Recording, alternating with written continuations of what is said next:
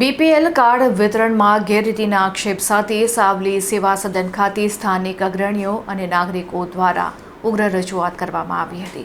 સાવલી તાલુકા અને સાવલી નગર વિસ્તારમાં ગરીબી રેખા નીચે જીવતા પરિવારો માટેના રેશન કાર્ડ વિતરણમાં મોટા પાયે ગેરરીતિ થતી હોવાના આક્ષેપો સાથે સ્થાનિક અગ્રણીઓ અને નાગરિકો દ્વારા સાવલી સેવા સદન ખાતે ઉગ્ર રજૂઆત કરવામાં આવી હતી। આ મામલે રજૂઆતકર્તાઓ દ્વારા સર્કલ ઓફિસરને એક આવેદનપત્ર સુપ્રત કરીને ગરીબ પરિવારોને ન્યાય અપાવવાની માંગ કરવામાં આવી છે। આવેદનપત્રમાં ગંભીર દાવો કરવામાં આવ્યો છે કે સાવલી પંથકમાં અનેક અતિ જરૂરિયાતમંદ અને અસલી ગરીબ પરિવારો આજે પણ બીપીએલ કાર્ડના સરકારી લાભોથી વંચિત રહી ગયા છે।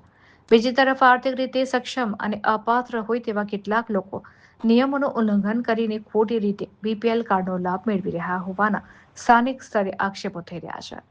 આવેદનપત્રમાં માંગણી કરવામાં આવી છે કે તંત્ર દ્વારા સમગ્ર મામલે નિષ્પક્ષ અને પારદર્શક તપાસ હાથ ધરવામાં આવે। જો કોઈ અપાત્ર વ્યક્તિ ખોટી રીતે લાભ લેતી પકડાય તો તેના કાર્ડ તુરંત રદ કરી કાયદેસરની કાર્યવાહી કરવામાં આવે।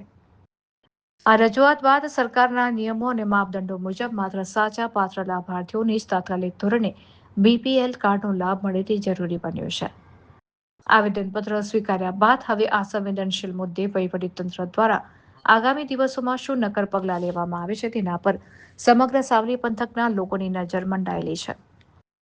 આજરોજ સાવલી મામલતદાર કચેરી ખાતે એમને આવેદનપત્ર આપવામાં આવ્યા હતા અને એક નમ્ર અરજ એમને કરવા માટે આવ્યા હતા કે સાવલીના વિવિધ ગામોની અંદર અને સાવલી શહેરના વિસ્તારની અંદર પણ જે લોકો ખરેખર ગરીબી રેખા હેઠળ નીચે જીવે છે, જેઓને ખરેખર બીપીએલ કાર્ડની જરૂર છે, તેઓને બીપીએલ કાર્ડ મારફતે અનાજ મળતું નથી। કારણ એક જ છે કે જે લોકો ખરેખર બીપીએલ કાર્ડના ધારકને હોવા જોઈએ એ લોકો બીપીએલ ધરાવતા નથી અને જે લોકો જે ધરાવે છે એમને જરૂરિયાત નથી। તો ખોટા બીપીએલ કાર્ડ ધારકો વિરુદ્ધ કાર્યવાહી કરવા બાબત આજે અમે મામલતદારશ્રી કચેરીમાં આવેલા હતા।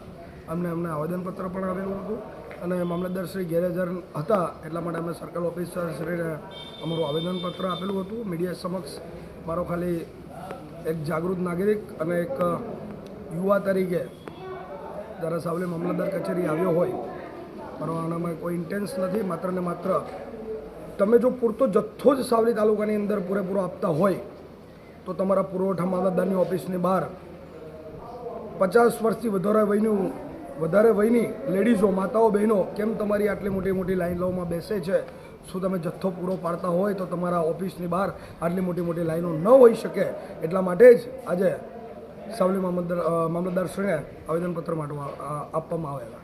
આપનું નામ? આકાશ પટેલ।